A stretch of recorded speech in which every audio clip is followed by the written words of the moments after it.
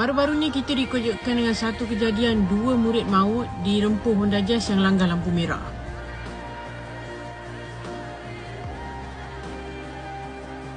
Yang tragedi dia, satu akak dia jadi terpaling akak sebab bila adik dia suruh orang doakan adik dia cepat sembuh, tapi tak ada empati pada keluarga yang hilang anak-anak diorang ni. Saksi kejadian hanya orang dekat traffic light yang dia langgar tu dan juga dashcam yang ada pada kereta-kereta yang lalu. Untuk yang dekat luar sana, tak kira lah bawa motor atau kereta, jangan pernah langgar lampu merah. Sebab bila kau langgar lampu merah, maksudnya kau tekan minyak bila kau sepatutnya berhenti dan slow down. Nasihat saya yang kedua, kereta-kereta yang tak ada dashcam, pasang dashcam sebab safety untuk korang dan juga korang boleh bantu in case orang keliling accident. Yang meninggal dilanggar umur 15-16, yang melanggar tak ada lesen bawa Honda Jazz tu umur 18. Semua sangat muda. Untuk keluarga manusia, saya doakan terus kuat.